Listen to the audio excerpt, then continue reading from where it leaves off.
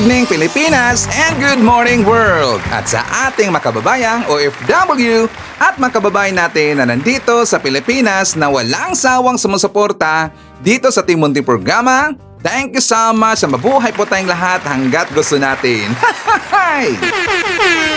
Well anyways, tuloy-tuloy na po tayo sa nagbabalita dito ng mga tamang balita at sagutin ang maling information na ipapakalat ng mga fake news peddlers na mga anti-Marcos, lalong-lalo na doon galing sa mga DDS na mga saltik makabayan. Yes, dapat silang sagutin. Bakit?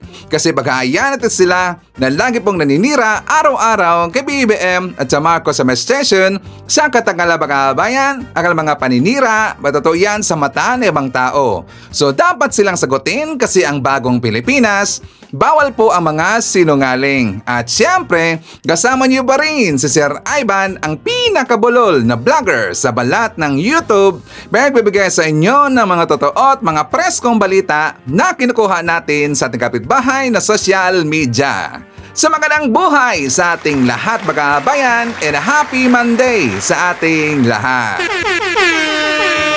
Okay, so before tayo mag-start mga kabayan, well syempre, as usual, i-check muna natin ang ating mga viewers na may maraming comment dyan sa baba sa ating comment section, ang ating pong top 5 commenters.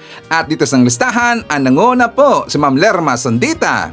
Meron siyang 74 na mga comments. Nandiyan rin po si Rebel Ferrer Official. Meron siyang 54 na mga comments. Joliet Sonakawa. Meron siyang 50 na mga comments. Nandiyan rin po si Jim Mirafuentes. Meron siyang 26 na mga comments. And Susan V. Payawal. Meron siyang 13 lahat ng mga comments. Again, thank you so much po sa ating top 5 commenters. At syempre, pasalamatan natin ating po mga silent viewer dito sa ating channel. Thank you so much. At syempre, pasalamatan rin po natin ang lahat ng mga viewers na lagi pong nag-like, lagi pong nag-shares ng ating mga videos, at doon sa mga viewers na subscribe sa ating channel. Thank you so much. At siyempre, i-acknowledge natin ating po mga channel members. Nandyan si Barbara Butler, Cosmo Defender, Edmond Castillejo, Samuel Membrado, and Via Bibar.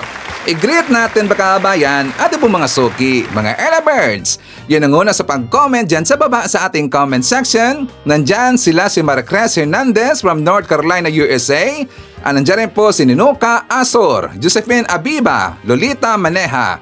Nandiyan rin po si Heart Gold, M.E. Rayon Enicosi.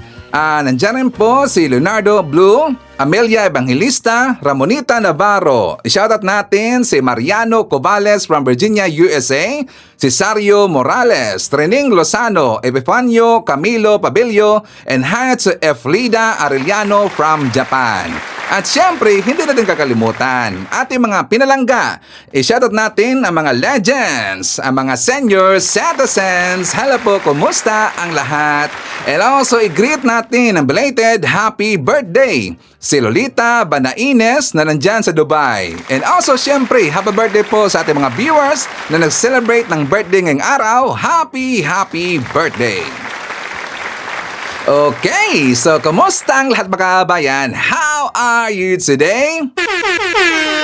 Well, it's been how many days mga kabayan since na-aresto itong si Digong? Mga 3 days na ba? Or 3 days or 4 days na ba ang lumipas? Kasi nga kung maalala ho natin, di ba mayroong balita na kung saan trending pa rin ho hanggang ngayon. Tungkol ito kay Kim Chiu mga kabayan. So siya nga pala, before taputa doon sa mga issue natin mga kabayan, yung mga main topics ho natin, like for example, tungkol doon kay Senator Amy Marcos, tungkol doon, meron pong nabigay sa atin po ng information mga kabayan na taga Davao City tungkol sa nangyaring rally. Well, actually, it's not a rally.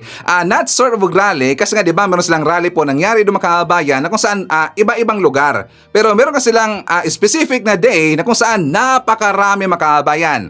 I think you already know kung ano ang ibig sabihin po sa Ivan. So meron pong nabigay sa atin ng tip taga doon sa Davao mga kabayan. Okay, so mamaya pag-usapan natin yan. And also, siyempre, marami pang iba. Alam nyo na po si Ivan, kapag mga chika, kapag mga totoong mga balita, facts ang hinahawakan po ng mga balita sa Ivan, alam mo natin yan, i-debunk natin yung mga fake news na ipinabakalat na mga DDS vlogger at saka ang nakalungkot dito, marami naman kasi pong nauto sa makabayan. So ang gagawin po ni Sir Ivan, ang gagawin po ng channel natin, i-debunk natin sila makabayan. Okay? So anyways, babalikan mo natin po itong si Kim Cho. Kasi nga hanggang ngayon makabayan, very trending pa rin po ang nangyari kay Kim Cho na kung saan siya po ay ibinoykot ng mga DDS makabayan. Di ba talagang sumabog ang balita tungkol kay Kim Cho? Kasi siyempre, kilalang kilala po natin si Kim Cho makabayan. Sinong tao ang hindi po nakilala kay Kim Cho? Sa Pilipinas lang makabayan, sa Pilipinas lang. Sa Pilipinas, sinong Pilipino ang hindi po nakilala kay Kim Cho? Di ba? So talagang merong epekto doon po sa mga DDS, yung ginawa niya na pag-spill or pagbasa doon sa kanyang script, 'di ba? Doon po sa Showtime makabayan. So ipaparinig ko na sa inyo para ma-recall natin makabayan. Kasi nga 'di ba yung unang nagsabi niyan, if I'm not mistaken, 'di ba yung unang nagsabi na yung deserve na during po the time na anaresto itong si Digong, 'di ba meron pong siyempre merong katawaan doon sa Showtime makabayan sa pinangunahan yan ni Mimi Vice na kung saan meron kasing nasabi doon na deserve itong si Bong Navarro makabayan. 'Di ba? Yung una si Bong Navarro. Hanggang sumunod rin po itong si Kim Cho. At para doon sa mga hindi pa po nakakaalam sa istorya na ito makabayan, well, i-play na po natin dito. For more details, let's watch this. I say, deserve niyo yun. Hey, yes! Hey! Galing sa'yo to, di ba, kanina? At para naman sa mga feeling nila ay hindi pa dumarating ang tamang panahon para sa kanila. Ang masasabi namin, deserve. Deserve. Alam nyo, talagang nasaktan doon ang mga DDS makabayan. Pang-asar yun Deserve. Kasi ang pag-aakala na mga DDS ang pinaparinggan ni Kim Cho at saka ni Bong Navarro makabayan si Digong. Kasi timing na timing yun Diba? Timing na timing makabayan. So umiinit kagad yung ulo ng mga DDS. Talagang sila po ay nagramentado. Ngayon, itong si Kim Cho, alam mo natin, siya po'y endorser ng Julius makabayan. Di ba ng Julius Bake Shop, siya po ay endorser, ito pong si Kim Cho. So ang ginawa po ng mga DDS, ibinoykot itong si Kim Cho. May pumunta doon sa bake shop po ng Julius, hindi natin alam kung siya ba talaga yung siya po nag-franchise po ng Julius makabayan, hindi natin alam. Pero nakita po natin sa video, tinakpan po ni Tatang yung mukha ni Kim Cho makabayan na nakabalandra doon sa tarpaulin po ng Julius. Diba? Which is hindi yan maganda. Yan po'y merong negative effect po sa mga matitino po na tao makabayan. Bakit? Unang-una, actually yung video na yung makabayan, doon po yung kuha sa Davao. So masasabi kasi dito sa makita po ng video na yan, masasabi nila, ganyan ba yung taga Davao, bastos? 'Di ba? Madadamay po yung mga matitinong tao nandyan po sa Davao City makabayan. Madadamay. Bakit? Siyempre sa kagawan po ng Tatang na yan kasi nga tinakpan niya yung mukha po ni Kim Cho. Nandahil po sa sinabi ni Kim Cho na deserve, hindi man nila inalam na para ba yun kay Digong. Kasi wala pong sinabi, wala pong sinabi si Kim Cho na deserve kay Digong or deserve po kay PRRD na maaresto. Di ba wala pong sinabi na ganyan si Kim Cho? Kundi sumunod na po siya sa kanyang script makabayan, sa kanyang spills. So ngayon, umatake kaagad yung DDS, tinakpan po. Actually, lahat po ng Julius Bake Shop sa Davao, ginanyan nila makabayan. Alam nyo ba na pwede silang makakasuhan? Unang-una, franchise po yan sa Julius. Pangalawa, may kontrata po ang Julius doon kay Kim Cho makabayan. So may run po yun yung nag-franchise sa Julius na ipapahanap yung tao na yan at pwede siyang kakasuhan makabayan. Kung hindi siya ang may-ari ng Julius, 'di ba? Or sa franchise ng Julius makabayan, pwede siyang makakasuhan, 'di ba? Alam nyo yung si Tatang yung nung tatakip po ng mukha po ni Kim Cho. Sana gumawa na lang siya ng tama dito kasi nga bad example ang kanyang ipinakita mga kabayan. Lalo-lalo na, social media world na ho tayo ngayon, marami pong makakita po na tao sa ginawa niya. Iba kasi siya po ay makaka-influensya mga kabayan sa ibang tao, gagayahin nila. 'Di ba? Ay okay lang pala na gagawin ng ganyan. So gagawin na po nila mga kabayan. So merong bad effect ho yan sa komunidad natin. Itong matanda, itong tao na yung mga kabayan, sana gumawa na lang po siya ng tama. 'Di ba? Agree ba kay Sir Ivan? So dapat itong mga didisot, pitikin tayo yung mga pasoy mga kabayan. 'Di ba? So alam mo natin, hindi po lahat na taga Davao ay mga angat, mga tanga, katulad po ng mga didis makabayan ng mga ub-ub. Mas marami pa rin pong matitino na tao dyan sa Davao makabayan. Kapag DDS kasi, mga rabid mga rabid makabayan. So anyways, start tayo. Ay, hindi pa pala yun start, Sir Ivan. Forward tayo, nasarap na mali yung pagkasabi, na mali. So forward tayo. Pupunta tayo doon sa kumakalat po ng mga quotes na ipinakalat po ng mga DDS na mga fake news makabayan. Yung mga fake news quotes, di ba ang dami talaga Yung quotes makabayan, yung merong picture ng kilalang tao, tapos nilagyan nila ng text sa gilid na nakikisipatcha sila doon kay Digong or pagkakaresto kay Digong makabayan. 'Di ba? I am very sure 1,000% na marami kang nakita na ganyan makabayan. Unang-una, si Donald Trump makabayan. 'Di ba? Ginamit nila si Trump at saka maraming mga text pa nga yun daming mga konteksto makabayan. I think 3 yata yun na iba-ibang mga konteksto makabayan. Ngayon, ipinost nila yun sa isang kilala po. Tinaitulan nga pala nila, nilagyan nila ng name ng isang kilalang media doon sa US makabayan. Basta something post yata yun yung US post yata na name na na mainstream media makabayan. So para ma-confirm natin kung talaga bang totoo yung sinabi po ni Trump na siya po'y nakikisipatcha sa pagkakaresto ni Digong.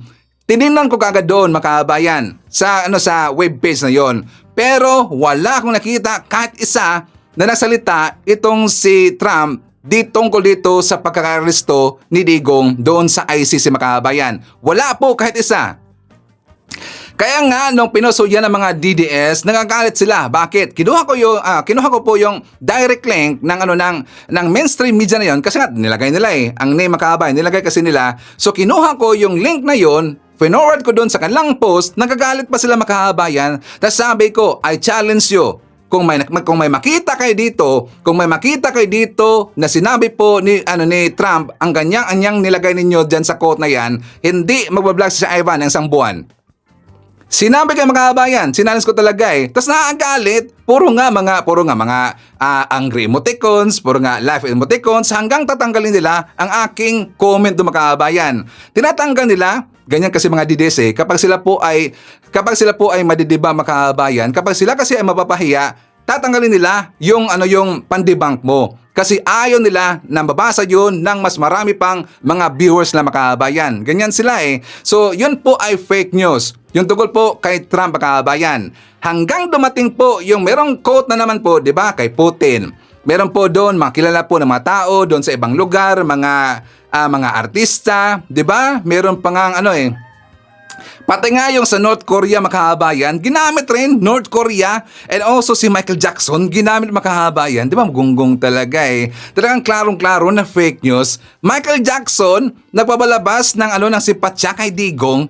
Ipatay na po si Michael Jackson makahabayan. Diba? Doon pa nga lang, bubo talaga yung maniniwala makahabayan. Diba? Nakakatawa sila Kasi ito'y frustration nila sa galit nila dito kay PBM. Diba? Dahil nga syempre, inaresto po ang kanilang puon makahabayan. Sa tingin kasi nila na wala pong kasalanan itong si Digong. Kaya nga, papayagan nila na si Digong nandun sa ICC para siya po imbestigahan makahabayan. Para malaman rin po ng taong bayan kung talaga bang ito si Digong ay guilty or not guilty. 'Di ba? Mabuti ngayon pero siyempre ayaw nila. Papauwi nila itong si Digong makabayan. Okay? So ngayon, meron pong nakakatawa. Ano si Ivan? Meron silang pinosin po ginamit na isang artista. So ito pong si attorney daw, sabi niya makabayan, Attorney Eli Woods. Ang nakalagay dyan makabayan, kasi nga diba ito po yung common na context ginagamit nila sa mga flashcards. Sabi dito, the ICC just made a grave mistake. the Philippines withdrew from the Rome Statute in 2019, meaning this arrest is illegal and a blatant violation of Philippines sovereignty and the rule of law. This isn't justice, it's political persecution. Tas meron pang nakalagay sa baba mga kababayan, free Duterte now or face the consequences. Sino nang nagsabing? NBC News. Attorney Eli Woods mga kababayan. Attorney, tas merong nakalagay na lawyer. Lawyer, Harvard University, Harvard Law School, Cambridge, Massachusetts. Ngayon, tatanungin ko kayo mga kababayan, kilala niyo ba yung mukha na yan? Kung kilala nyo, kung na-recognize nyo ang face niya mga kababayan, kung familiar sa inyo, siya po si Reese Witherspoon. If I'm not mistaken. Hey! Diba? Siya po si Reese Witherspoon mga kababayan. So dito, alam nyo, natawa ako dito sa DDS. Talagang ako po'y natawa at saka naawa mga kababayan. Kasi nadala po ng mga DDS ang kanilang mga followers na mga oto-oto. Kasi nga alam nyo ang comment doon sa baba sa post sa mga kababayan. Sabi dito, thank you, Attorney Eli Woods. Bring back PRRD, our president. Tapos merong comment dyan. Thank you, Attorney Eli Woods. Thank you very much, Attorney Eli Woods. Meron pa dito, thank you, Jesus, and thanks, Attorney Eli Woods. Hindi nila alam na siya po si Witherspoon, mga kababayan. Diba si Reese Witherspoon? Ang Eli Woods kasi, sa hindi po nakakaalam, yan kasi ay fictional character or name doon sa movie na Legally Blonde mga kababayan. Napanood na ba natin yung Legally Blonde? Talagang magaling doon eh. Nakakatawa mga kababayan. Talagang comedy siya, basta halo-halo siya eh. At saka ang bida doon, ito pong si Reese Witherspoon mga kababayan. Ang kanyang character doon sa movie na yan, siya po si Attorney Eli Woods. Abay, gonggong talaga eh. Thank you, Attorney Eli Woods. Hey, halata talaga na hindi nila kilala mga kababayan. Tapos sikat na sikat yan. Very sikat ho yan, artista mga kababayan. Hindi lang po Legally Blonde ang kanya, Legally Blonde ang kanyang movie. Marami mga kababayan. Marami po siyang movie na talaga pong nag-blockbuster. Ito pong si Reese Witherspoon. So dito natin nakikita kung kaano katanga yung mga DDS supporter. Tanga talaga eh. Kasi pag-aakala nila, attorney, itong si Reese Witherspoon. Hindi, siya po'y artista. Siya po'y artista at the same time business woman mga kababayan. O di ba? At least alam nyo mga DDS.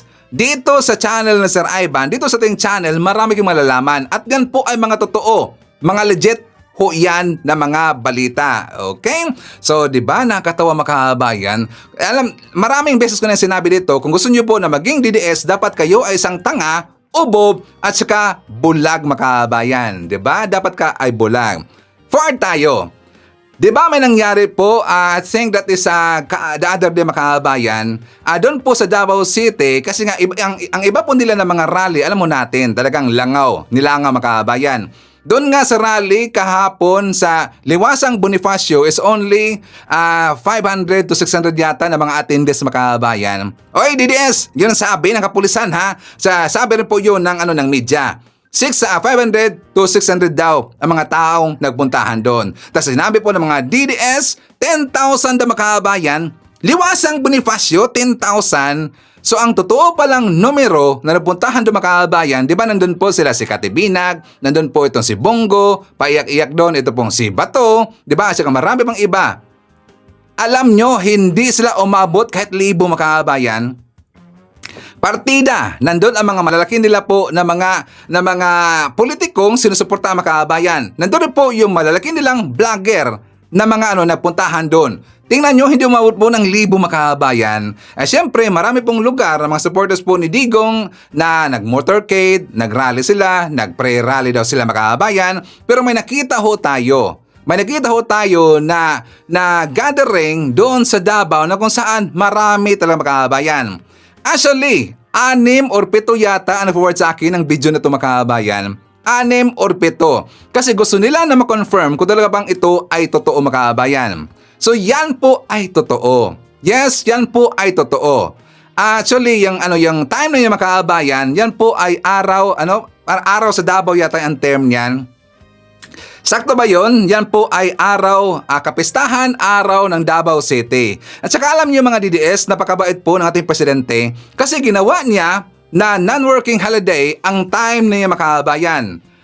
bilang siyempre, bilang po pagpupugay or pag-respect po sa araw ng kapestahan po ng Davao City, so nagdeklara ang Malacanang na ginawa po na non-working holiday. At alam niyo ba mga kabayan kung bakit marami yan? 'Di ba? Talagang ipinagmalaki nila na kapag Davao, ganyan daw kadami. At saka nagising daw yung Davao mga kabayan. Kasi nga, nandun po si Digong sa ibang lugar at saka lumabas na daw yung mga tao doon sa Davao para makisimpatya dito sa nangyari kay Digong. Kaya marami daw mga kabayan. Ngayon, ito po, i-confirm natin, yan po ay totoo. Talagang tinignan ko mga kabayan, yan po ay totoo. So ngayon, nagpalabas kasi ng post, itong si Tio Moreno, sabi niya, I just want to remind you, Bongbong Marcos, that there are 100,000 Davaoeños who participated the Solidarity Walk today.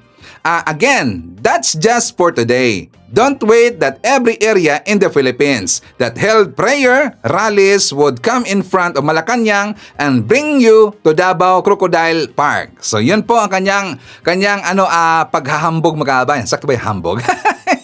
Sa kanyang pagyayabang. 100,000 daw sila lahat mga kabayan yung umattend doon. Alam niyo ba siya dinibang po ng taga-media? Only 30,000 lang po lahat ang umattend doon mga kabayan.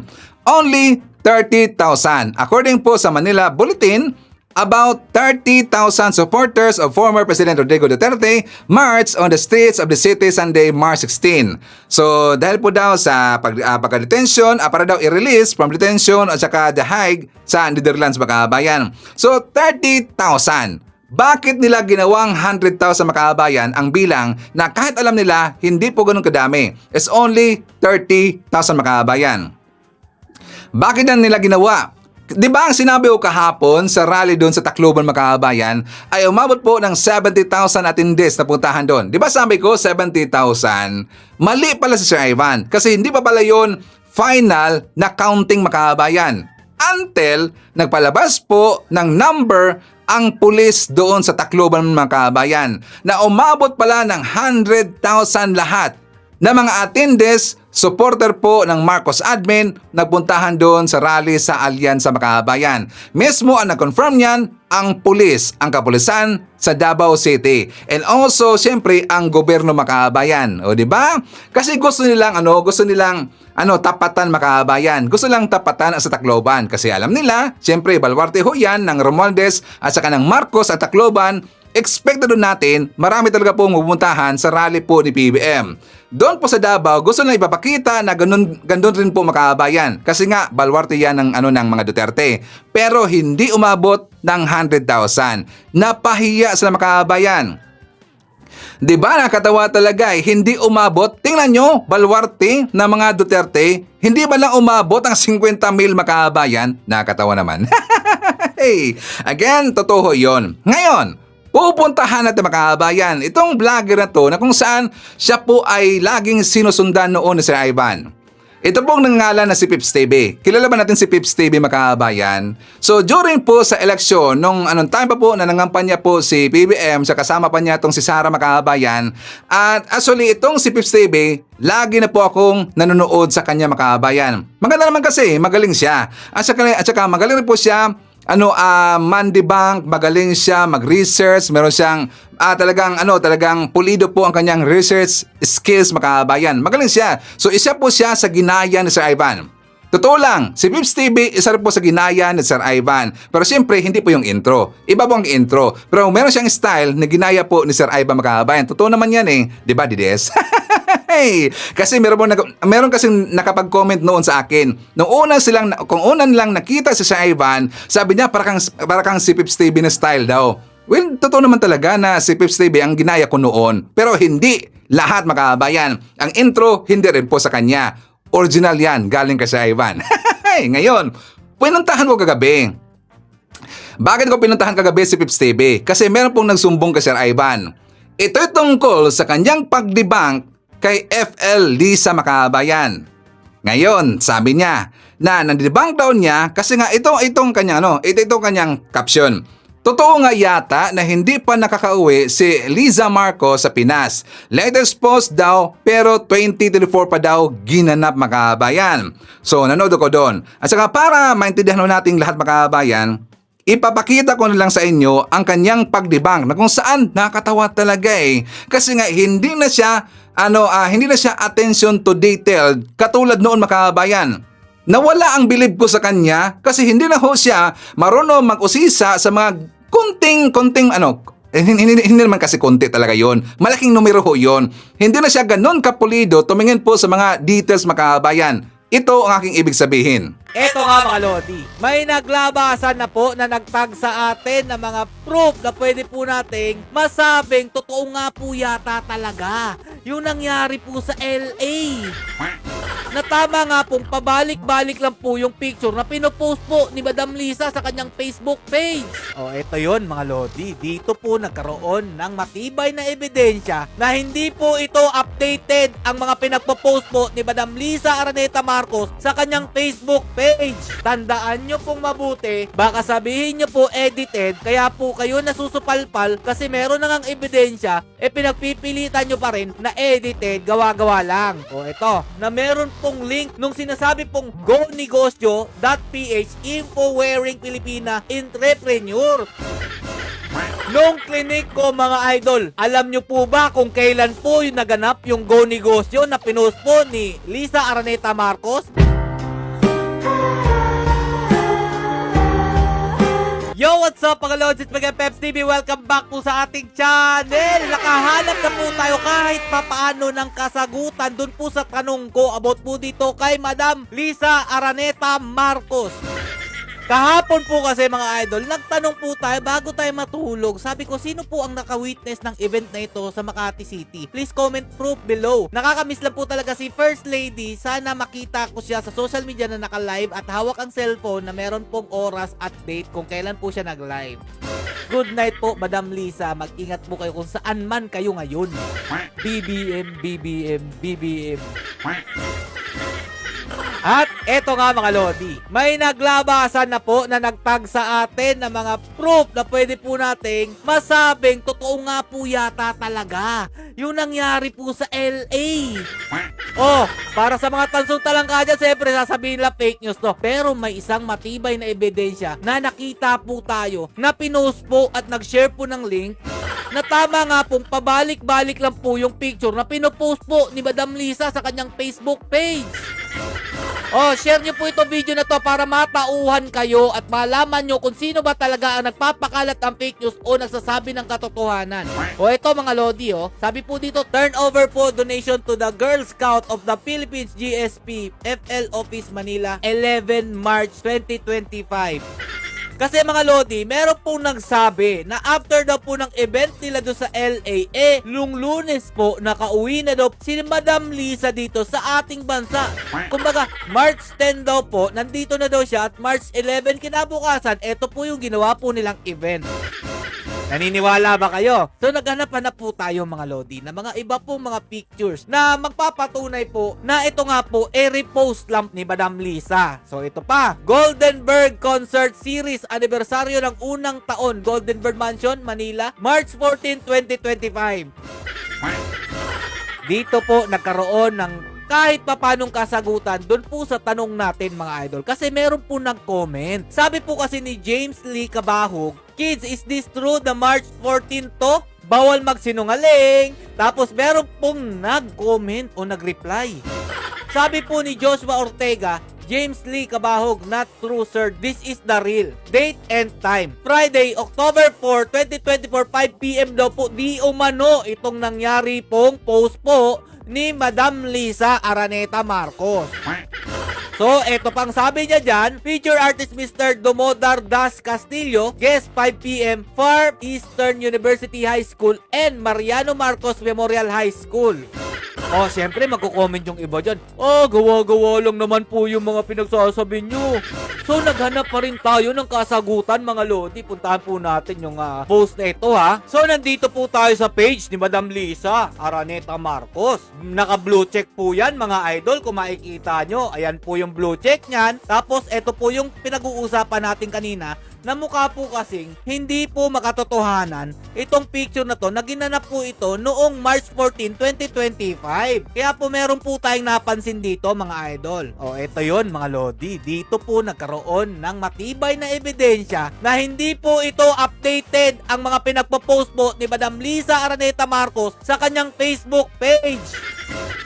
Go Negosyo Women Summit 2025 Women Breaking Boundaries Ayala Malls, Manila, Parañaque noong March 15, 2025. At ito po yung picture mga lodi para sa inyong kaalaman. So ayan, ito po yun. I-browse lang po natin. Tandaan nyo pong mabuti. Baka sabihin nyo po edited. Kaya po kayo nasusupalpal kasi meron na ngang ebidensya. Pinagpipilitan nyo pa rin na edited. Gawa-gawa lang. O ito, yan po ang mga pictures. So, balik po tayo dito. Doon po sa post nung Joshua mga idol. Ito po kasi yon. Ang pinagmulan po talaga nitong post na to, ito pong kay Rolly Lantong Anib. So, nung nandito na ako mga lodi, nakita ko po itong post ni Eya Riblando na nagtag po kay Apple Loyola Balagtas na meron pong link nung sinasabi pong gonegosyo.ph Info-Wearing Filipina Entrepreneurs.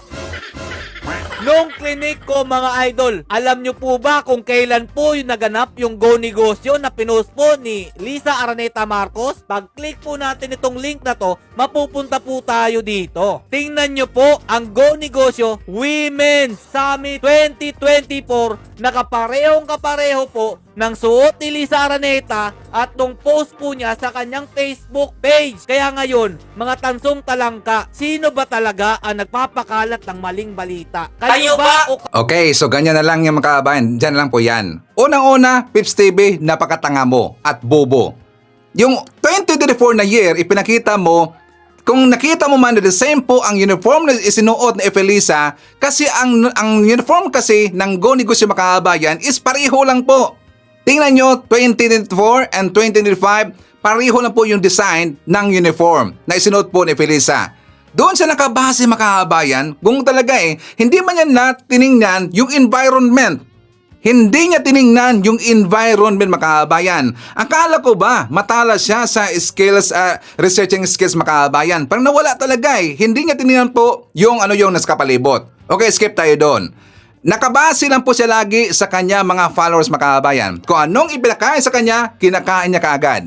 Napansin ba natin, di ba nagtanong siya kung meron nakaalam. So binigyan siya ng una kasi nga di ba meron pong ka-selfie or di ba si Efelisa nagsiselfie siya sa mga bata mga kabayan. So ngayon, para daw ma-debunk niya, nagtanong siya. Binigyan siya ng timestamp ng kanyang followers. Abay, kinain naman po kagad mga kabayan. Kinain kaagad, hindi man lang niya gin-verified kung totoo ba yun. Diba sabi niya 2024 daw mga kabayan, last year daw yun. Pero i-skip siya kaagad para hindi siya mapahiya mga kabayan. Bakit? Kasi alam ho natin na siya po ay mapapahiya doon. Bakit? Nakabase lang po siya kung ano ang ibinigay sa kanya ng kanyang followers. Hindi siya nag-research. Hindi siya binverify mga kabayan. Ngayon, pupunta na doon. Sa ipinakita niya na yung Go Negosyo 2025 mga kabayan. Hindi ba niya napansin na 2025 na nga sa gilid? Di ba ang gunggong talaga Nasaan ba yung utak ni Pips mga kabayan? Ipinakita na nga niya na 2025 mga kabayan at gusto niyang igiit na last year daw yun, 2024. Ngayon, para mapahiya tong gunggong na to at saka ang kanyang mga followers mga kabayan, nag-post ako doon sa comment section. So ipinost ko doon ang link ng video ni Felisa. Kasi para hindi na po siya mahirapan mga kabayan, nahanapin pa nila si Felisa. Kasi gusto na ipapalabas doon sa kanyang vlog na hindi pa umuwi si Felisa. Nandun pa daw nakadetain sa US dahil sa issue doon na merong namatay na isang kilalang tao mga kabayan at saka may kinalaman daw si Felisa. Gusto nilang ipapakita sa mga views nila, hindi pa nakauwi si Felisa. At yung mga post dyan sa Facebook account ni Felisa, yan daw ang mga recycled na mga pictures mga kabayan. And also recycled daw na mga events.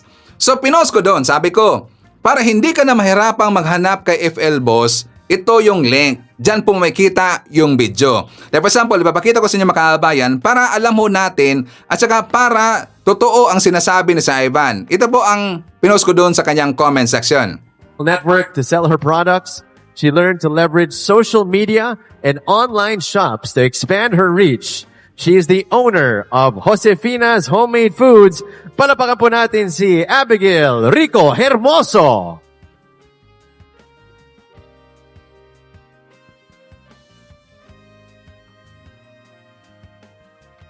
Congratulations, Abigail Rico Hermoso. Our next awardee.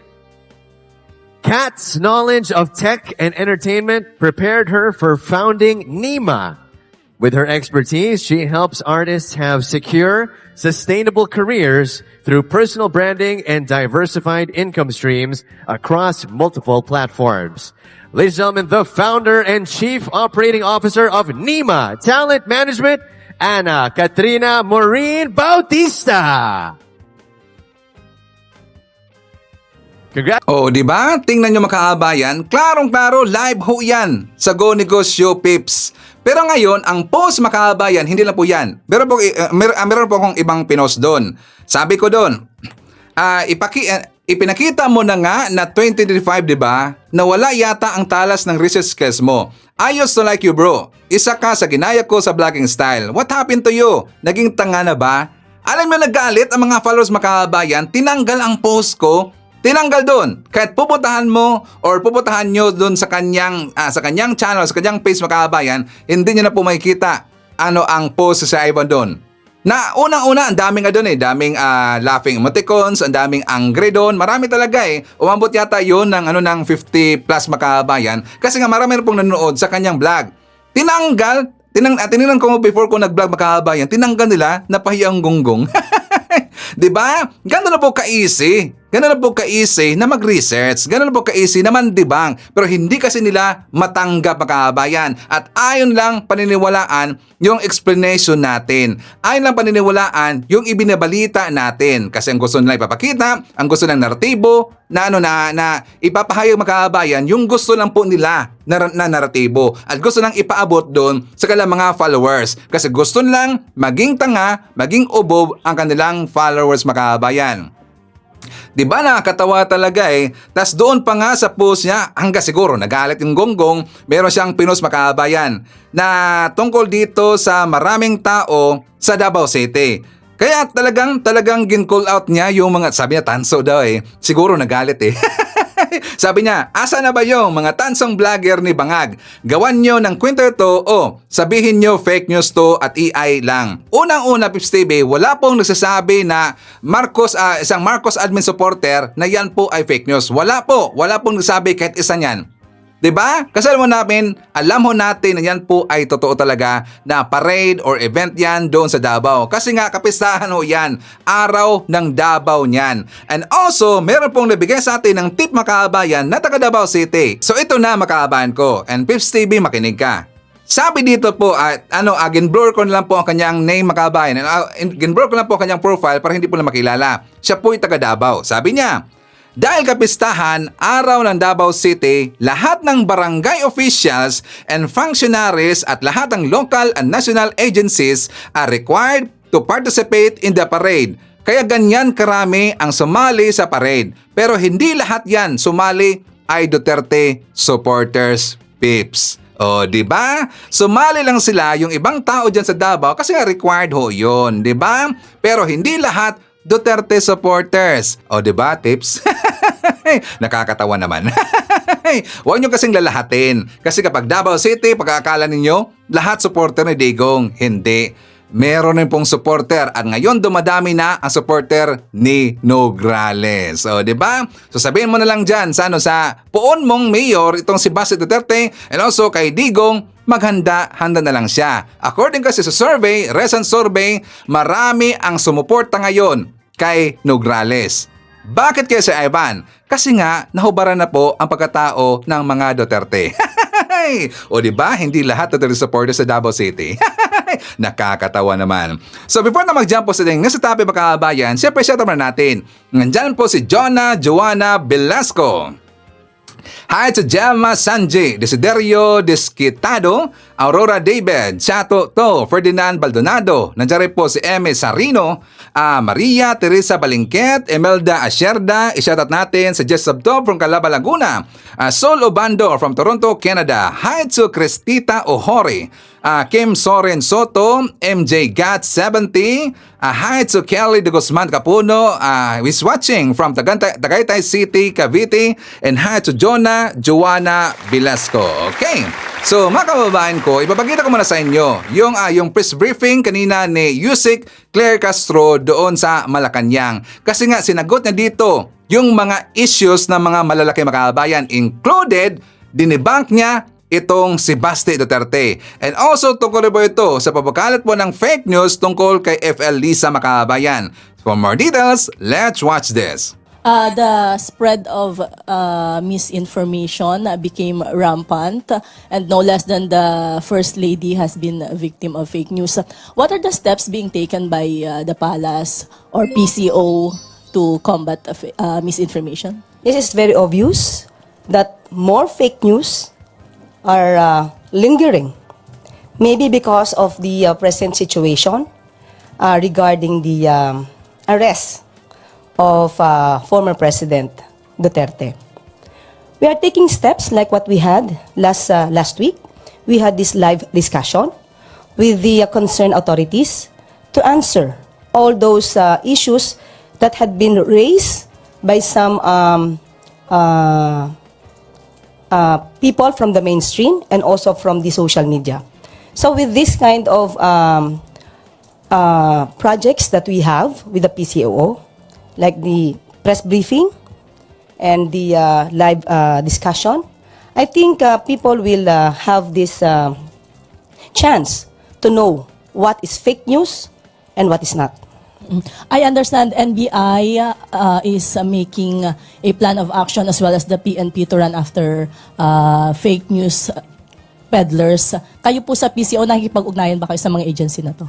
Opo, makikipag-ugnayan po tayo, lalong-lalo na po talagang dumarami po ang fake news para po malihis ang katotohanan. Kitang-kita po ninyo, kahit po mismo si ES, dating ES, Medialdea, nakita po natin kung paano po ba niya nabanggit na nawawala ang dating Pangulong Duterte na yun po ay pinasinungalingan mismo ng ICC. So yung mga ganun pong mga irresponsabling mga pananalita ay dapat pong ang tao ay magmasid, mag-isip at matuto pang mag-evaluate para po hindi po nagugulo ang ating isipan at damdamin.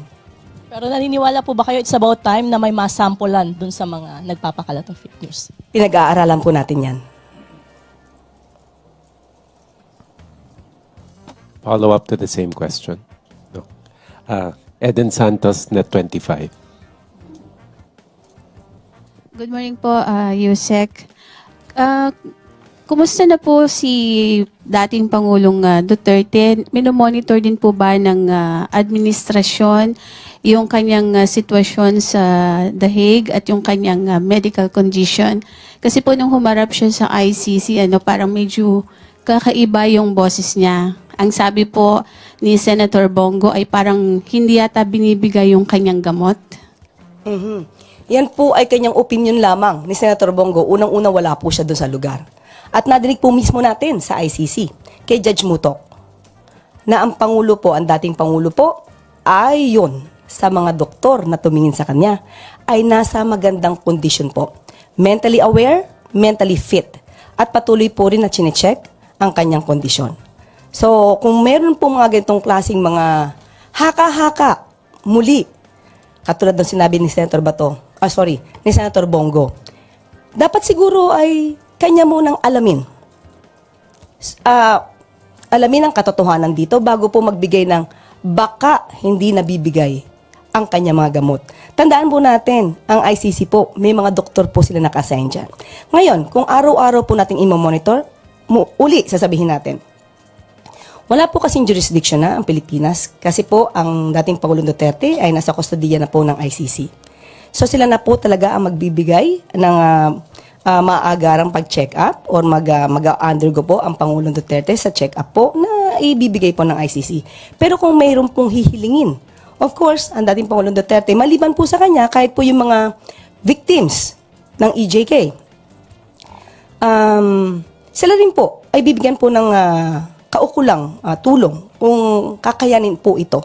At kung ito naman po ay hindi po palalabag ng anumang batas natin. May we have the palace's reaction on Mayor Baste's statement over the weekend saying na walang utang na loob si Pangulong Marcos kasi parang nakalimutan na yung tatay niya, yung nagpalibing sa kay former President Marcos Sr. sa libingan ng mga bayani. Your thoughts on this, ma'am? Yes, opo. As early as 2016, dati pa pong senador ang Pangulo ngayon. Nagpasalamat na po ang Pangulo, 2016 pa po, sa Supreme Court na nagbigay ng desisyon na dapat ilibing ang kanyang ama sa libingan ng mga bayani. Nagpasalamat din po siya. At babasahin ko po ang mensahe. 2016 pa po ito na magpasalamat ang dating Senador Bongbong Marcos. And I quote, "We also would like to extend our sincerest gratitude to President Rodrigo Duterte as his unwavering commitment to this issue sustained us this past several months. Our family will forever be thankful for this kind gesture." Noon pa po sila nagpasalamat. At sinabi nga nila, forever silang tatanaw ng utang na loob sa napakagandang gesture ng dating Pangulong Duterte. Pero ang pagtanaw po ng utang na loob ay hindi dapat madiskaril at hindi dapat magtraidor sa batas at sa hustisya. Ginamit mo ni dating Pangulong Duterte ang batas. Ito po nauugnay sa RA 289 patungkol po sa pagpapalibing sa libingan ng mga bayani at sinusugan po ito ng Presidential Proclamation 208 ni dating Pangulong Marcos. At mayroon din pong regulation, ang AFP G-161-373 na kabilang ang Pangulo or Commander-in-Chief na entitled to interment at the libingan ng mga bayani. Lahat naman po ito ay may basihan nung isinagawa ni dating Pangulong Duterte. Ang pagpapaaresto naman po o pagsusurrender kay dating Pangulong Duterte sa ICC ay meron din pong kaugnayan na batas at meron po tayong sinusunod na commitment para sa Interpol. Ngayon, hindi po dapat mahinto ng utang na loob ang pagpapatupad ng batas. Hindi po dapat traidorin, katulad ng aking sinabi, ang pagpapatupad ng batas, ang pagpapatupad ng commitment with the Interpol. Hindi po dapat na dahil lang kaibigan o dahil naging kasama, hindi na po tutuparin ang batas at tatraidorin na po ang konstitusyon dahil lamang sa utang na loob. Dahil basta sinasabi ito ni Mayor Baste Duterte ng tanong ng utang na loob, ito po ba yung ginamit kaya ng dating Pangulong Duterte nung i-appoint niya ang isang Chinese national na si Michael Yang bilang kanyang economic advisor? Hindi po ba ito pagtataksil? Dahil isang Chinese national ang in-appoint bilang economic advisor. Dahil din po ba ito sa utang na loob? Tanong lang po yan. Okay, so dagdagan natin. Alam mo natin si Michael Yang makabayan, di ba? Alleged drug lord. Hey! Di ba kalat na kalat yan na ito daw si Michael Yang, alleged drug lord makabayan. Ibig bang sabihin nagkakautang ng loob ito si Digong doon sa isang drug lord makabayan? Di ba? Di ba? Isip-isip, kaya siguro naging protector daw. Itong si Digong daw ha? Naging protector daw makabayan. Kasi nga diba nakikita ho natin yan sa mga pictures na dyan po sa palasyo, ang mga nasa gilid niya, mga alleged drug lords makabayan na Chinese nationals. So nasaan sila ngayon? Pinasibat daw ni Digong makabayan.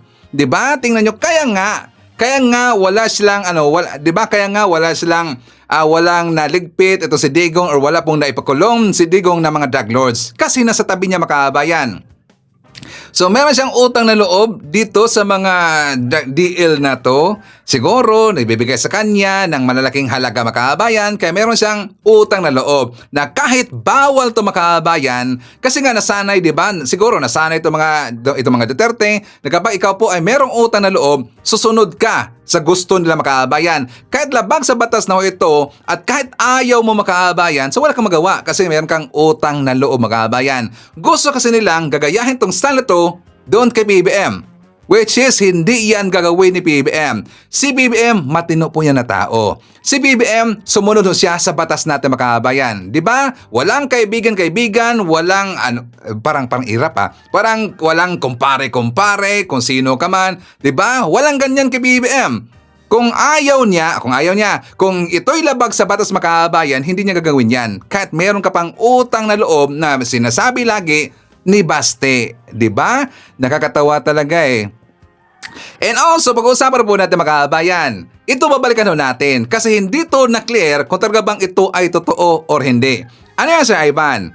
I am very sure na kayo po ay, or isa po kayo sa natakot makaabayan na baka bugbugin ng mga DD supporter. Kasi nga 'di ba nabalitaan ho natin na meron daw binugbog doon sa Cotabato kasi nga sumigaw ng I love BBM.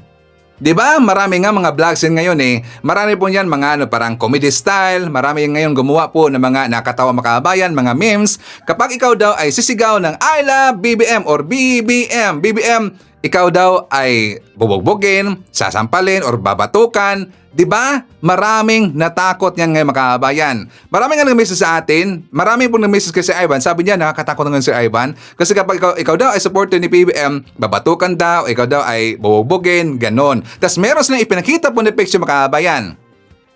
Ngayon, dito natin mabubuking. Bago sa Evan, di ba pinoso yan? Nilagay ko na po ng blur dito makabayan kasi bawal yan eh. So nilagay ko ng blur. So meron na post nung una, ito pong DDS 2.1. Siya po yung una kong nakita makabayan. Sabi dito, update po yan. Update po yan po yung nabugbog daw. I love BBM pa more. Kasi nakalagay dito sa kanyang flashcard, lalaki, binugbog daw matapos sumigaw ng I love BBM. So yan po sinakyan kagad po ng mga DDS vlogger makakabayan. Like for example, ito pong si Tio Moreno. Kilala ho natin si Tio Moreno. Sabi niya, tistingin ninyo Jod. Sabi niya, in Tagalog, sige subukan ninyo. Kasi dito sa baba makakabayan, ang post po ni MP Miko Pugay, sabi niya, ngayon, I love you BBM pa ba kayo? Ganon po makakabayan. So kapag ka na magsisigaw, bububugin ka, katulad sa taon to makakabayan. Diyan sila madidebunk natin na hindi yun totoo makakabayan. Na wala pong nangyayaring bugbugan. Wala pong makakabayan. Ang ginawa nila, yun lang po ay pananakot. Para ang mga Marcos supporter, para po yung mga BBM supporter, ay hindi na magsisigaw ng I love BBM or BBM. Kaya napakalat sila ng picture po ng isang tao na bubog sarado yung mukha makakabayan, so para matakot. Ngayon na trace ho yan ni Sir Ivan na siya po ay si Francis Wang makakabayan. Siya po si Francis Wang. Ang picture na yan ay year 2021 pa po makakabayan. Year 2021 pa ho yan. Tingnan nyo, matagal na ho yan makakabayan na picture. Balita ho yan galing po sa GMA, pero ginamit nila yung picture makakabayan. Kaya nga lagang ko sinasabi dito, kung sino dito po yung magpapahama po sa mga DDS, sino dito po ang mapapahiya sa DDS, kapwa DDS rin po makakabayan. Diba gumagawa sila ng mga fake news pero sila po yung madidibang. Diba nakakatawa talaga eh. So don't worry, sila Ivan, nagsisigaw pa rin ako dun eh. Kaya dyan sa labas, sinisigaw pa rin BBM. I love BBM. Wala naman ang bubog sa akin. Diba? So anyways, shout out natin. Nandyan po si Rosalinda Gale watching from Washington DC. Hi daw sa El Shaddai Group anniversary celebration ng New Jersey chapter. Hi to Los McKeever. Hi to Andy Velarde. Nandiyan rin po si Abel Gonzalez. Shoutout natin si Jemson, Jembo, Jariel, and Regine, ang Badawit City of Cebu. Greetings from Rodolfo Ranadabor of Tansa, Cavite. Hi to Luisito Niedo, Divine Romualdez, Tony De Los Reyes. Nandiyan rin po si Zerio Maranan from Boracay. Hi to Evelyn Garcia, Phil Macabato from Canada, Josephine Gallego. Nandiyan rin po kasama natin si Presentacion Bihar from Taytay Rizal, Tess Torla from Macau, Elizabeth Habilyunar, and hi to Nicasio Flores from Laguna.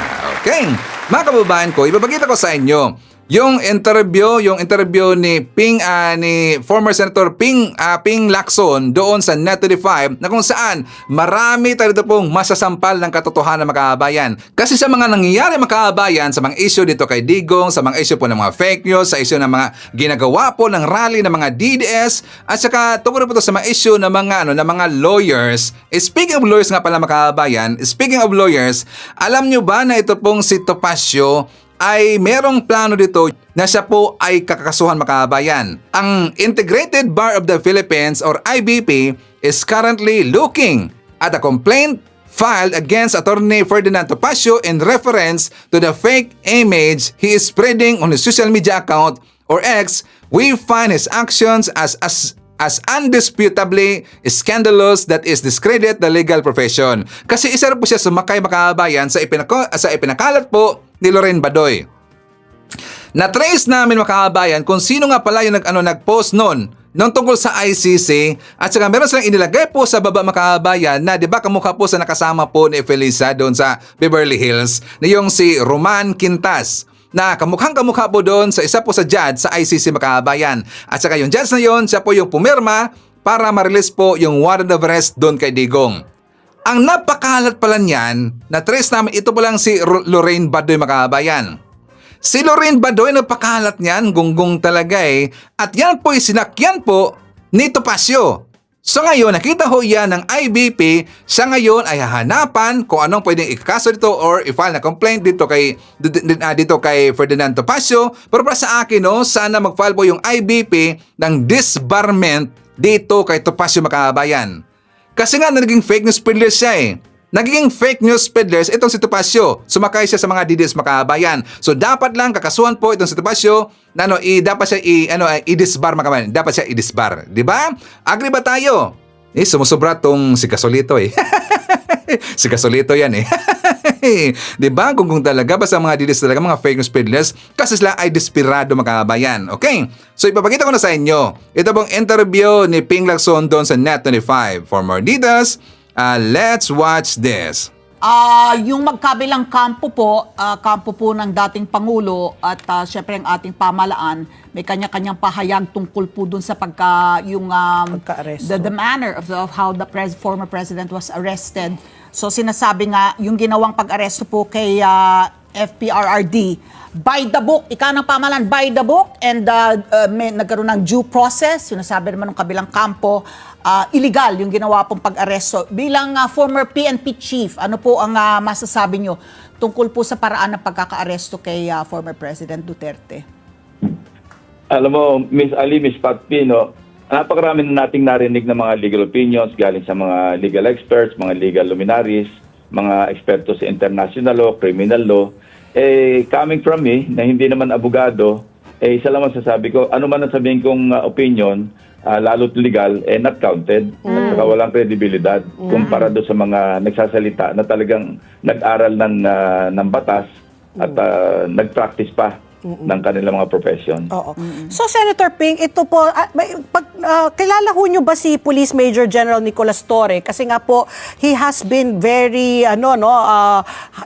talagang siya, front, center, backwards, lahat na po. Siyang humuli po kay Kibuloy, tapos ngayon po kay former President Duterte. Ano ho ba yung nagiging basehan? Bakit po siya napili? Ngayon po, yung mga kontra ay sinasabi siya po yung attack dog po ni PBBM, nitong administrasyon po.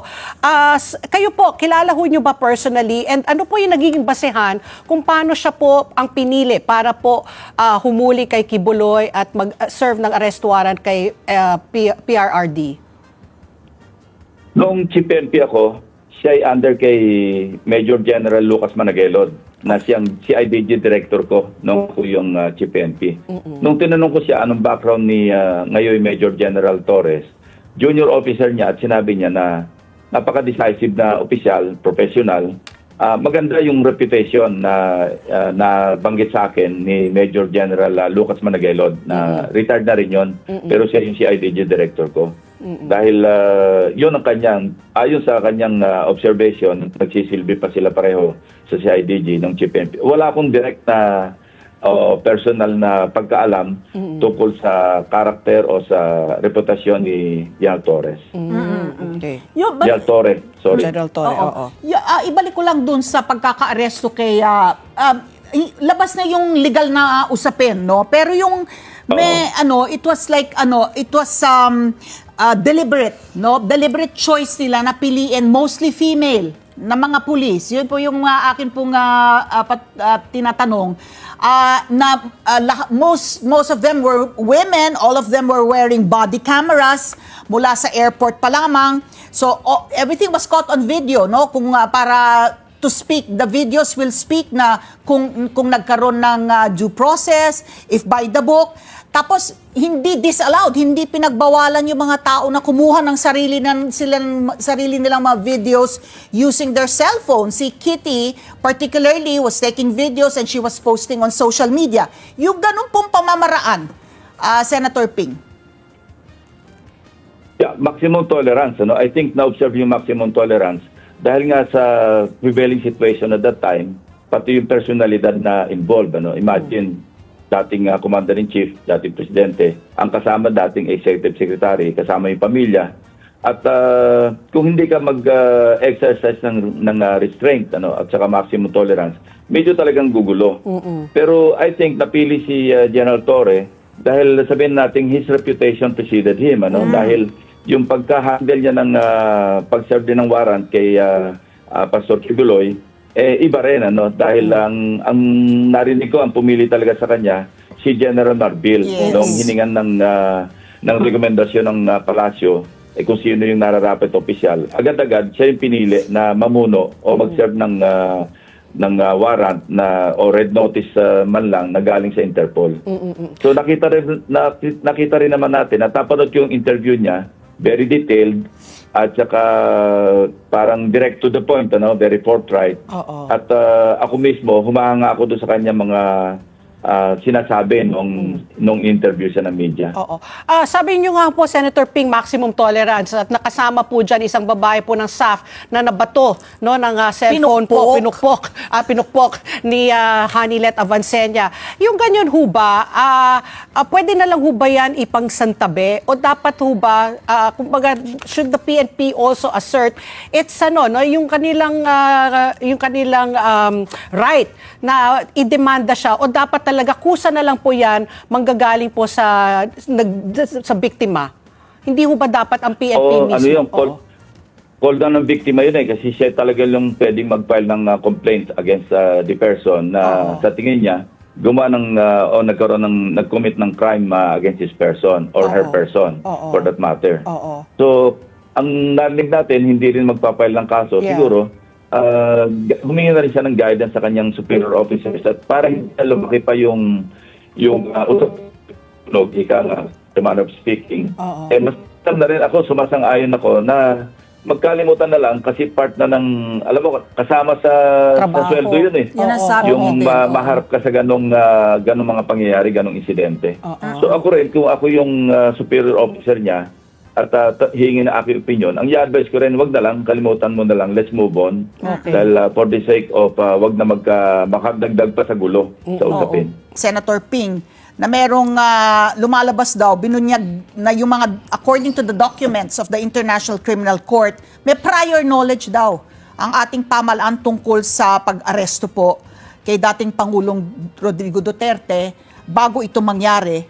At una nang tinanggi ng pamahalaan na alam nila yung tungkol po sa warrant of arrest para kay Duterte bago ito lumabas. Iba po yung lumalabas na narrative ng pamahalaan natin dun sa di umano based on the documents of the ICC. Ano po ang reaction nyo dito, Senator Ping? Sa panahon ngayon gawa ng information technology, kailangan bago ka magsalita, napakadaling mag-fact check ngayon na Alice saka Patpi. Kaya dapat mag-ingat talaga tayo sa mga sasabihin natin na accurate at hindi taliwas to sa lalabas sa later on na siya palang katotohanan. So, hindi ko naman hinusgahan na totoo yung nabalita sa dyaryo na matagal na may prior knowledge na o hindi man. Pero yun lang, generally speaking, kapag tayo nagsalita, siguro din lang natin na nakasalalay sa katotohanan yung lahat ng sasabihin natin. Otherwise, sisingilin tayo niyan Kasi maraming pangyayaring ganyan, pag na-fact check, talagang ma-fact check ka, hindi ka makakaiwas na dahil kung mali o taliwas sa katotohanan na sinabi mo nung una, sisingilin ka rin talaga. Sabi ko nga, napakadaling mag-check ngayon ng mga datos kung ano yung totoo, kung ano yung hindi. Kaya nga, kung sakali makakabalik sa Senado, importante talaga ma-criminalize natin yung nagsasagawa ng yung paggawa ng fake Oo, news. fake news, Kasi correct. ito talaga nakakaperwisyo eh. Ngayon, Oo. ang daming fake news na lumalabas. Correct. Oo. Minsan hindi mo na alam, nakakahilo na alin ba yung totoo. Oo. Kasi pagka yung fake news, tinapatan pa ng not necessarily yung factual, kung di another fake news, talagang mahihilo yung mga kababayan natin kung sino ba talaga at ano yung paniniwalaan. O, di ba? Butata ang mga DDS makabayan. Kasi numero 1 pong nagpapakalat mo ng fake news ang mga DDS. Kilalang kilala po natin sila makabayan kasi nga dahil sila po ay frustrated.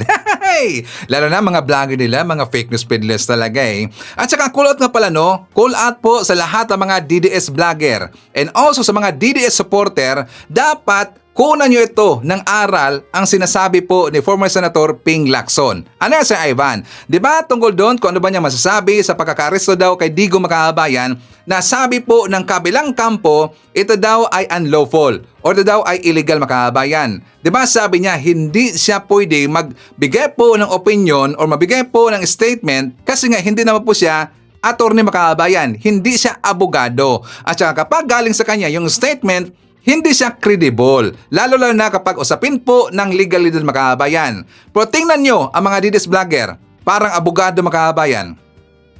Diba, for example, ang mga banateros, itong si Banatbay, itong si Dada, si Coach Ole, yung isa, parang mga abogado, gunggong talaga eh. Ito na po si Sas, ito po si Joy na walang ligo makabayan, si Badoy. Mga attorney ba sila? Diba? Tas lagi lang sinasabi na illegal daw yun, illegal daw yung pagkakaresto kay Digong. Bakit alam ba nila?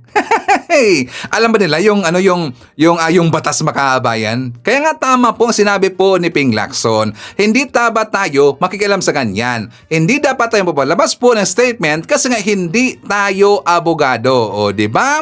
Kaya nga umiiwas ako sa mga ganyan po na mga usapin makabayan. Napansin niyo ba si Sir Ivan? Kasi masyadong technical yan. At saka hindi rin po ako abogado. And also ipapakita ko rin po sa inyo makabayan yung tungkol doon sa statement ni Senator Chis Escudero tungkol dito sa request. Sa request po ni Bato de la Rosa na siya po ay magtatako diyan sa Senado kapag nandiyan na po yung warrant of arrest coming from ICC makabayan. So ngayon, according po kay Chis Escudero na hindi siya tutulungan. Hindi siya tutulungan. Pero siyempre, meron siyang pribilehiyo na pwede siyang mag-courtesy na dyan siya mag-stay po sa Senado makabayan kasi nga hindi po pwedeng siya po ay posasan, hindi po pwede na siya po ay arestuhin ng kapulisan natin kapag nandyan siya sa loob po ng Senado makabayan. Wala sa batas yan. Yes, wala po sa batas yan. Pero nandyan po yan sa rules ng Senado makabayan. Ito po ang explanation ni Chis Escudero. For more details, let's watch this. Sir, about Senator Bato de la Rosa, nagkausap na po ba kayong dalawa? Nagkausap kami. Humihingi siya ng anong favor or tulong ang hinihingi niya sa inyo? Ang kinuwento ko sa kanya at sinabi ko sa kanya, ang siyang sasabihin ko rin ngayon. Meron kaming summary ng mga kaganapan dito sa Senado noong mga nagdaang panahon na may mga akusadong senador o senador na inakusa ng iba't ibang krimen. Kung maalala nyo, kaugnay ng rebellion complex with murder ng laban kay dating Senador JPE, Senator Enrile. Yung kaso laban kila Senators Enrile, Revilla at Estrada. Yung kaso laban kay Senator Lacson. Yung kaso laban kay Senator De Lima. Yung kaso laban kay Senator Trillanes. Ito yung iba't ibang sitwasyon kinaharap ng Senado kung saan may kaso laban sa kanila. At ang naging pasya ng Senado ay ito. Hindi nakabase sa batas, pero nakabase sa tinatawag na institutional courtesy. Hindi papayagan ng Senadong arestuhin ang sinumang miyembro niya sa loob ng Senado. Lalo na kung merong sesyon. Ang pinakamatagal na namalagi dito sa Senado ay si Senator Trillanes na namalagi dito ng humigit kumulang 25 araw. Bibigay ko sa inyo yung history sa mga nagdaang panahon para may reference kayo. Dagdag pa dito. Sa lahat ng kasong yon, maliban na lamang kung winidraw o inatras yung warrant, ay sumuko din sa mga otoridad, yung mga miyembro ng Senado, matapos nilang makuha o hindi makuha at klarong hindi na makukuha yung kanilang legal remedies na sinusubukan kunin. According to former Senate President Drilon, sa sitwasyon ngayon, wala kang pwedeng gawin para protektahan si Bato sakaling magkaroon na ng warrant of arrest. Una, hindi naka-adjourn ng session. And then pangalawa, mabigat yung kaso na kinakarap Well, niya. tama si Senator Drilon in one sense. Historically, may session o wala, again, institutional courtesy dictates na huwag ito pasukin ng kapulisan para may posasang senador. Dalawang bagay ang nangyayari. I-exhaust yung legal remedy o kusang lumalabas yung senador sa Senado. Ang pinakamaliwanag na ehemplo ay sa kaso ni Senator Laila de Lima. Isang araw lamang siya natulog dito at kinabukasan, sinuko niya yung kanyang sarili sa mga otoridad. Sa kaso nila Senator Estrada at Revilla, sinuko din nila yung kanilang sarili sa otoridad makalipas ang isang araw. Si Senator Enrile makalipas ang isang taon. Si Senator Lacson ilang buwan hanggang hindi lumabas yung desisyon ng Korte Suprema, nagtagusa, hindi sa Senado, sa labas. Pero ayon kay Senator Enrile, hindi daw niya trabaho na hanapin si Senator Lacson o sabihin ko nasan siya kung nalalaman man niya. Trabaho daw ng mga otoridad yon noong mga panahon na yon. The Constitution is clear in Article 6, Section 11. It is only when Congress is in session and the penalty to be imposed for the offense is less than 6 years. Is a member of the Senate or Congress immune from arrest? Magpapatuloy yung kaso pero hindi pwedeng arestuhin. Sa kasong ito ng ICC, ang mga batas kasi natin klaro yung penalty, di ba? The penalty of 1 year to 6 years, the penalty of life imprisonment, the penalty of prison correctional, which is 6 years to 12 years. Klaro naman yun eh. Ang problema sa ICC, ang nakalagay doon, ang imposable penalty ay not more than 30 years or life. So, pasok sa not more than 30 years ang 5 years, ang 4 years. So, isang posibilidad na pwedeng matanong o ma-clarify yung bagay na yon, pero hindi pa rin applicable nga dahil wala kaming session hanggang sa June 2. So for the meantime, ano yung commitment niya kay Senator?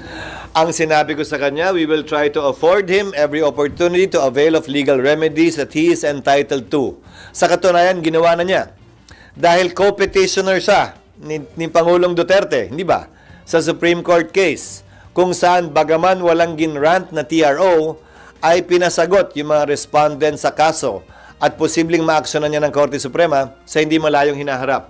Lalo na kung sakasakaling maglabas uli ng warrant ang ICC. SP, sir. So, ibig sabihin, so in short, hindi lang siya pwedeng arestuhin inside the premises of the Senate. Inside the premises of the Senate. And that practice is also part of our rules. But again, hindi naman ito rason para, kasi yung nangyari kay Senator Trillanes, 25 days. Ano yung sitwasyon nun? Ni-revoke, binawi yung amnesty. At pending sa korte, yung pagbawi ng amnesty kung legal nga ba yun o hindi. Wala pa. Nagde-decide yung korte kung mag-iiso o hindi, pero anytime pwedeng ilabas. So namalagi sa dito hanggang isinangtabi ng korte yung pag-iiso ng warrant of arrest dahil naglabas na ng desisyon ng Korte Suprema na hindi pwedeng i-revoke ang amnesty na ibigay na. So, sir, ang tanong, sir, is papayagan nyo ba siya na mag-sanctuary dito kung meron ng warrant of arrest? I mean, kung hindi pwedeng isilbi dito, pwedeng mag-stay? Hindi para sa akin na pigilan si Senator Bato na magtungo dito, desisyon niya yun. Pero ang hangganan siguro noon ay hanggang makakuha at klaro na kung anong magiging pasya ng korte kaugnay sa kanyang pag-avail ng kanyang judicial remedies na karapatan niya. Hindi lamang bilang senador, bilang isang ordinaryong mamamayan. Sir, so kung in theory, kung ako arresting officer, abang ako na lang siya sa gate ng Senado? Hindi para sa akin na idikta sa kanila kung anong dapat at hindi nila dapat gawin. But that is theoretically possible. Again, within the premises of the Senate. Outside the gate. Labas ang Senado ron. Sir, sorry. So, kahit po walang session, basta nasa loob siya ng premises, Kasama yan sa mga... Kahit wal- Kasama yan sa mga president na binanggit ko dun sa mga dating senador na binanggit ko. kahit walang session, basta nasa loob siya ng Senado, hindi pwedeng arestuhin. Hindi pinayagan ng mga nauna ring Senate President. Bahagi na yan ng tradisyon at practice ng Senado na sang-ayon nga sa rules namin ay bahagi na rin ang rules namin. And you will also not allow it, sir? Yes. Kahit walang session? Yes.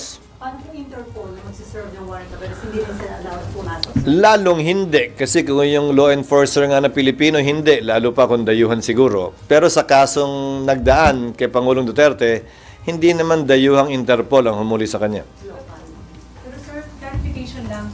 Sinabi rin sa inyo ni Senator, sir, sinabi rin ba sa inyo ni Senator De La Rosa na that is his intention kung sakaling may warrant of arrest, mag-stay siya dito? Or? Wala siyang sinabing ganun. Nagtanong lamang siya ng iba't ibang options na pwede sa kanya. Like, sir? Iba't ibang options na pwede sa kanya di kaugnay ng Senado. Hindi ako isa sa mga abogado niya para magbigay ng suggestion maliban sa pwedeng magawa o gawin ng Senado, at hindi rin para sa akin na sabihin ko ano yung mga options na nabanggit niya. Nasa sa kanya yun. Sir, parang parang theoretical pa rin naman. So, kung may warrant of arrest, pili niya magstay dito, papayagan niyo ba yun? Wouldn't it be bad for the Senate as in an institution na merong magtatagal magstay dito dahil ayaw masilbihan ng warrant of Again, arrest? tradisyon yan at rule yan na bahagi na ng Senado dahil naging practice ng Senado bilang pagtatanggol nga sa institusyon at institutional courtesy. Ulitin ko, wala sa batas yan pero nasa rules ng Senado at institutional courtesy lamang yan. Hindi naman sa habang panahon hanggat mabigyan siya ng sapat na panahon na magkaroon ng linaw o pagpapasya yung kanyang judicial remedies. Yung sinabi niyo po na bibigyan niyo siya ng tulong para sa legal remedies. What do you mean by that, sir? Tutulungan siya ng mga abogado ng Senate? Hindi. Hindi ko sinabing tutulungan siya hanggang maresolbahan yung kanyang judicial remedies na available sa kanya. Dapat ilabas uli yung tapang ni Bato Makabayan. Kasi nga 'di ba kung maalala natin, yung wala pa po yung warrant of arrest galing po sa ICC, 'di ba ang tapang-tapang pa ni Bato Makabayan? Anong sinabi niya doon kay Trillanes? Sabi niya, "Go on, bring it on, make my day, Trillanes." Puro kayabang eh. 'Di ba sabi niya Makabayan? 'Di ba talagang inaasar niya si Trillanes, inaalipusan niya si Trillanes kasi baka akala niya nagbabluff lang itong si Trillanes or nagjo-joke lang Makabayan. Ito to naman pala talaga eh. Di ba ngayon parang ito'y sila? Tapos nag-iyakan Makabayan. Naiyakan, nakita ko doon sa Liwasang Bonifacio. Tapos tinawag pa kanya na BS yung Interpol Makabayan. Di ba tinawag niya na BS? Pati nga yung Malacanang tinawag niya na BS Makabayan. So papaano maaawa si PBM dito sa ginagawa po ng mga didis Makabayan? Paano maaawa si PBM? Binibiis nga eh. 'Di ba doon sa Malacanang binibiis niya yung Malacanang, binibiis niya si PBM, binibiis niya yung Interpol. Paano maaawa sa kanila si PBM? O yan na nga, 'di ba? 'Di ba ang tawag na lagi kay PBM, weak leader Makabayan. Weak leader daw, tas tawag pa nga ni Hitad, kuting.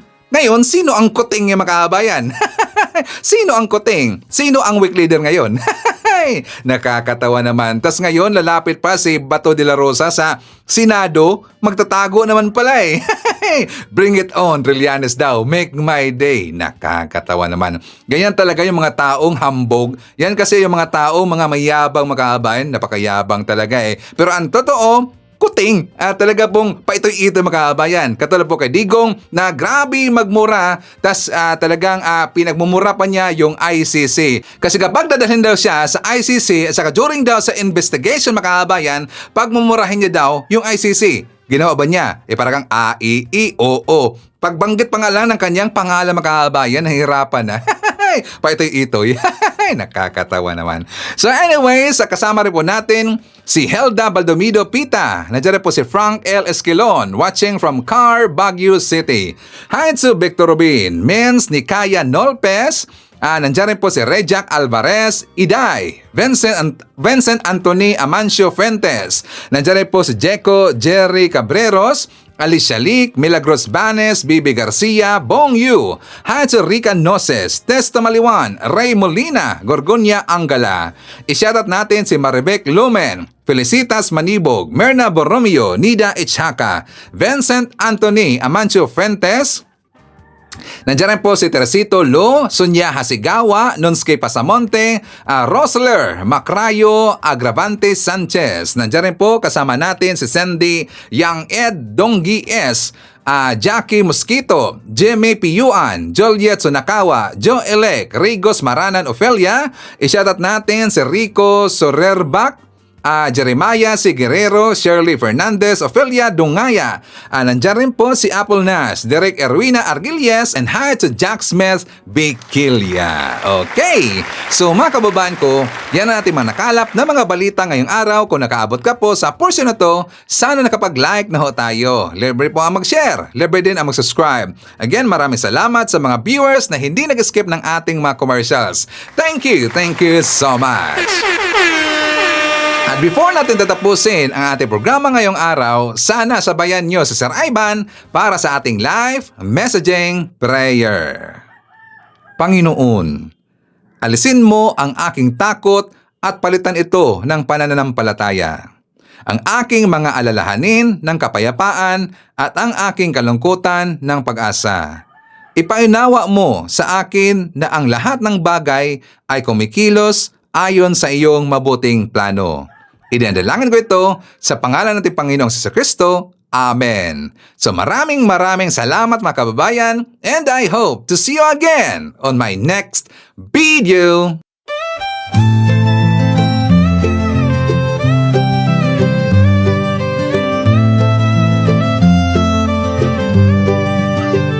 Sa bawat pagsikat ng araw, ikaw ay nandyan. Tinig mong matatag, sa amin ay gabay. Pag-asa ng bayan, pangakong totoo. BBM, isa kang totoong tao. Sa mahirap at api, ika'y sumusuporta. Tapat mong paglilingkod, lahat kami nakakita. Sa iyong pamumuno, bayan ay umaangat. Bagong Pilipinas, pangarap ay tapat. Ikaw ang aming BBM, Pangulong matapat. Sa puso ng masa, inaangat ating watawat. Sa hirap at ginhawa, ika'y kasama. Pilipinas ay babangon, dahil ikaw ang pag-asa. Mula Luzon, Visayas, hanggang Mindanao, boses mo'y umaabot. Dala ay pag-ahon, magtulungan, magkaisa. Sabi mo sa lahat, para sa bayan, ikaw ang aming alamat. Ang pangarap mong bansa, taas noo masagana. Manggagawa't magsasaka, binigyang halaga. Serbisyong totoo, hindi pagpapanggap. Ang puso ng bayan, ikaw ang hinahanap. Ikaw ang aming BBM, Pangulong matapat.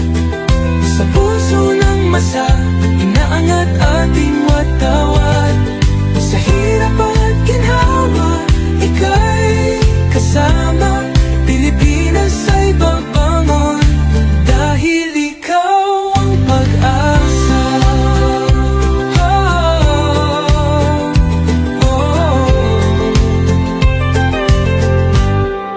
Ikaw ang aming BBM, Pangulong matapat. Sa puso ng masa, inaangat ating watawat. Sa hirap at ginhawa, ikaw